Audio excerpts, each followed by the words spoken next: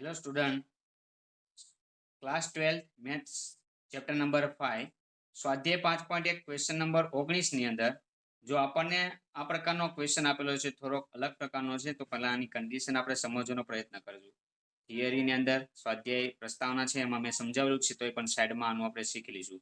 Floor x નો મતલબ શું થાય સાબિત કરવાનું છે. આન્સર આપેલો છે તમને. સાબિત કરો કે વિધેય g of x equal to x minus floor x, આને કહેવામાં આવે છે ફ્લોર એક્સ. ફ્લોર એક્સ પ્રત્યેક પૂર્ણાંક માટે અસતત છે. આ વિધેય કેવું છે? અસતત. એટલે આનો જવાબ છે બંનેનો અલગ અલગ આવતો હશે, પ્લસ ઓર માઇનસ સાઈડ નું બંને.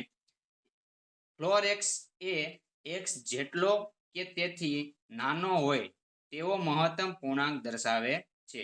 આનો મતલબ એવું કે છે એક્સ જેટલો હોય કે તેનાથી નાનો હોય તેવો મહત્તમ પૂર્ણાંક છે.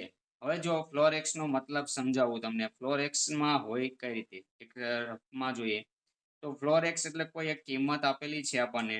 એક્ઝામ્પલ તરીકે અહીંયા 0 આપેલ છે, અહીંયા 1 આપેલ છે, અને અહીંયા આપણને આપેલ છે -1. તો આની અંદરની કન્ડિશન જોઈ હોય તો ફ્લોર એક્સ ની અંદર કોઈ પણ તમે કિંમત એપ્લાય કરો. એક્ઝામ્પલ તરીકે આ વચ્ચે 0 અને 1 ની વચ્ચે, તો એમાં જવાબ હંમેશા 0 આવશે. 0 less than equal to x less than 1. Okay, 0 અને 1 ની વચમાં કોઈ પણ કિંમત તમે એપ્લાય કરો એટલે હંમેશા એનો આન્સર નાનો આવશે. એટલે 0 એટલે નાના હોય તેવો મહત્તમ પૂર્ણાંક દર્શાવો એમ. તો એની અંદર એક્ઝામ્પલ તરીકે હું અહીંયા કોઈ હાફ છે, અહીંયા તો 1/2 છે અહીંયા કિંમત. 1/2 એટલે 0.5. તો ફ્લોર એક્સ ની અંદર હું 0.5 એપ્લાય કરું, 0.5, અને ફ્લોરને ઓપન કરું, ખોલું, તો એનો આન્સર 0 આવશે. એટલે અહીંયા બધી કિંમત આપેલી છે, એ બધાની કિંમત 1 ના લઈ શકો, 1 થી નાની. એટલે અહીંયાથી ગમે કિંમત હું લેવું, આ બધી કોઈ પણ સંખ્યા લેવામાં આવે ફ્લોરની અંદર મૂકો એટલે એનું જે રિઝલ્ટ છે આપણને આન્સર આવશે એ હંમેશા 0 આવશે. પૂર્ણાંક સ્વરૂપમાં આવશે. અહીંયા જો આપણને બતાવેલ છે પૂર્ણાંક, એટલે હંમેશા 0 અને 1 ની વચ્ચે કોઈ પણ 1 નહીં લેવામાં આવે. 1 કરતા નાની હોય છે. જો અહીંયા કન્ડિશન આપી 1 કરતા નાની, એ પણ ગમે કિંમત એપ્લાય કરશો એટલે એનો આન્સર આવશે 0. એક્ઝામ્પલ તરીકે હું લખું 0.6, તો એનો આન્સર આવશે 0. નાનો હોય એ લખવાનું. હવે જો આ બંનેની વચ્ચેની સંખ્યા પણ કોઈ પણ લેવ તો એની અંદર કયો આન્સર આવશે? તો આની અંદર કન્ડિશન એવી બનશે -1 less than equal to x less than 0. એટલે 0 નહીં આવે અને -1 આન્સર આવશે. તો 0 કરતા નાની -1 છે. તો આની અંદર પણ કોઈ પણ કિંમત લઉં, ધારો કે અહીંયા કોઈ પણ -1 0.5 છે, તો -0.5 અહીંયા આપેલ છે, તો એનું જે આઉટપુટ છે એ -1 આન્સર આવશે. ઓકે, હંમેશા નાનો આવશે, એ ધ્યાન રાખવાનું છે. 1 અને 2 ની વચ્ચે લેવાનું વિચારીએ. ચલો 1 અને 2, તો અહીંયા 1 છે, અહીંયા 2 આપેલ છે, તો 2 નહીં લેવામાં આવે. 2 થી નાની સંખ્યા લેવામાં આવશે અને આન્સર આવશે 1. એટલા માટે જો અહીંયા 1 માટે 1 આગળની કિંમત હતી બધામાં 0 આવતી હતી, અને 2 આગળની બધી કિંમતમાં 1 આવશે. પૂર્ણાંક સ્વરૂપમાં આવશે, ધ્યાન રાખજો. તો એક વસ્તુને આ સોલ્વ કરવા માટે એક આ ટોપિક સમજવો જરૂરી છે. તેના માટે એક કન્ડિશન છે. આ એક તમારે 0 અને 1 ની વચ્ચે 0 બધાના આન્સર નાનો આવશે, 1 નહીં લેવામાં આવે કિંમત. ઓકે, તો આની અંદર આપણે એક સોલ્વ કરવાનો પ્રયત્ન કરશું, પણ બધી કોઈ પણ એક્ઝામ્પલ લઈને સોલ્વ કરી શકો, અથવા કોઈ પણ અચળ પદ લઈને પણ સોલ્વ કરી શકીએ. તો આપણે જ્યારે કોઈ કિંમત ન આપેલું હોય, એક્સ બરાબર કોની આગળ કીધું નથી, ત્યારે આપણે અહીંયા અચળ પદ કોઈ પણ a b c અને કોઈ પણ લઈને ચલાવી શકીએ. તો ચાલો આપણે આને સોલ્વ કરવાનો પ્રયત્ન કરીએ. તો કઈ રીતે લખશું? પેલા તો આપણે જો આપેલું છે લિમિટ, તો પેલા તો અહીંયા સોલ્વ કરવા માટે g of x આપેલું છે. અહીં g of x equal to x minus floor x, કઈ સંખ્યા માટે? તો કે પૂર્ણાંક માટે. તો એવું એક આપણે a લઈએ, જે પૂર્ણાંકમાંથી આપણે નંબર a લઈએ, અચળ પદ કોઈક લેવાનો છે, તો a લીધો, પૂર્ણાંકમાંથી z માંથી લેવામાં આવે છે. રેડી? તો લિમિટ ચેક કરી, પ્લસ ઓર માઇનસ બંને બાજુ. Limit x tends to a plus f of x. Okay, ચાલો શું લીધું? આપણે a લીધો છે, તો એને ધ્યાનમાં રાખીને ચલશું. તો લિમિટ લીધી, limit x tends to a plus, તો આમાં જો આવી રીતના આપણે વિચારી શકીએ, અહીંયા કોઈ પ્રકારનો એ આવેલો છે, આ બાજુ આપણે a પ્લસ વિચારીએ એટલે a પ્લસ એટલે અહીંયા a પ્લસ 1 સાઈડ આવેલું છે આ બાજુ, અને આ બાજુ આવેલું છે a માઇનસ 1 સાઈડ.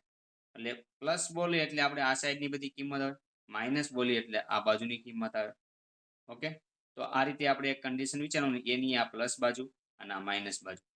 તો આવી રીતના કિંમત આવે ઇન્ફિનિટી સુધીને આપણે સોલ્વ કરવાનું છે. 0 1 1 આની અંદર ઇન્ફિનિટી સુધી નંબર આવેલા છે, આપણે આવી રીતના એક ચેક કરવાનું છે આને બંનેની વચ્ચે આગળ પાછળ. ઓકે, તો એફ ઓફ એક્સ લઈશું આપણે.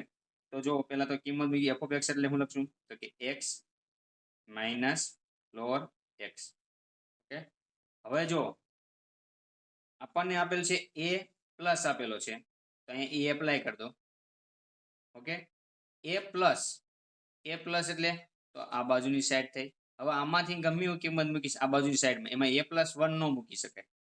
શું આપણે a પ્લસ 1 ના મૂકી શકીએ, એટલે આવું કન્ડિશન બની એની a less than equal to x less than a plus 1. a plus નો મતલબ એવું થાય એથી મોટી સંખ્યા, તો એથી મોટી સંખ્યા પ્લસ એટલે પ્લસની બધી કિંમત આ વિચારી શકાય, a પ્લસ 1 સિવાયની.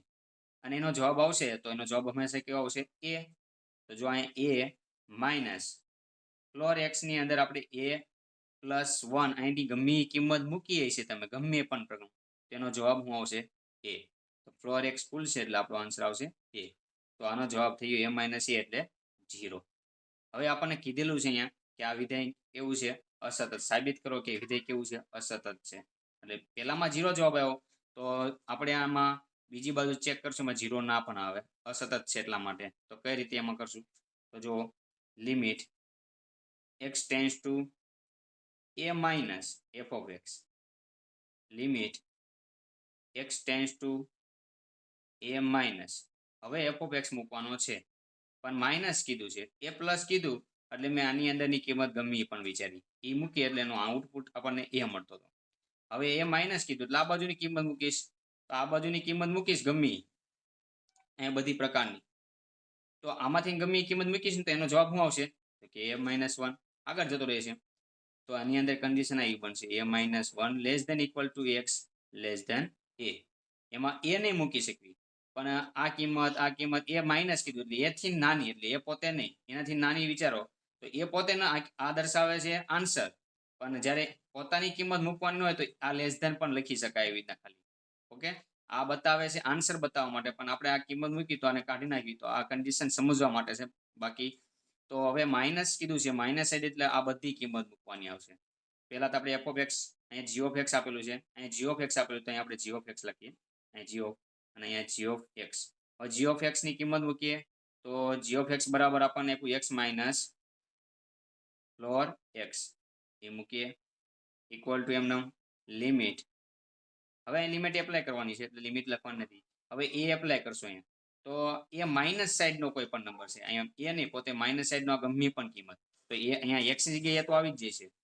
પણ જ્યારે ફ્લોર એક્સ ની અંદર કઈ કિંમત અહીંયા મૂકાણી છે એની કોઈ નહીં, પણ એનો આઉટપુટ આપણને આન્સર શું આવશે a માઇનસ 1. તો એમાં ફ્લોર કાઉસની અંદર a માઇનસ 1 લખવું પડશે આપણે. તો જો અહીંયા આ પ્રકારનો એક દાખલો છે, ધ્યાન રાખજો. જ્યારે આ રીતે મૂકવામાં આવે કિંમત ત્યારે એ લેવામાં આવે છે, જ્યારે આ બાજુની કિંમત કોઈ પણ કિંમત અહીંયા લેવાની છે એનો બધાનો આન્સર a માઇનસ 1 આવશે. હવે એ એમના માઇનસ નિશાનની અંદર માઇનસ એ માઇનસ માઇનસ પ્લસ 1, માઇનસ ને પ્લસ એ કેન્સલ એટલે અહીંયા આવશે 1. તો જો બંને ઇક્વલ નથી એટલે લખી શકાય limit x tends to a plus g of x equal does not equal to limit x tends to a minus g of x. આગળ સતત નથી. આ રીતે આપણે સાબિત કરી શકીએ કે આ સતત વિધેય નથી. હજી એકવાર જોઈ લેજો, આ ફ્લોર એક્સ નો મતલબ એકવાર સમજાઈ ગયું તો તમે આના આધારે દાખલા આગળના બીજા પણ સોલ્વ કરી શકો. તો મોસ્ટ ઇમ્પોર્ટન્ટ ટોપિક છે, અને એના જેવો એક મેં ટોપિક આ થિયરીની અંદર આ વસ્તુ સમજાવેલ છે તેમાં તેમ હજી એકવાર જોઈ લેવી થિયરી, અને પછી દાખલો સોલ્વ કરવાનો પ્રયત્ન કરો. થેન્ક યુ વિદ્યાર્થી મિત્રો. જો વિડીયો સારો લાગ્યો હોય તો લાઇક શેર કરશો, શેર અને સબસ્ક્રાઈબ પણ કરજો. Thank you.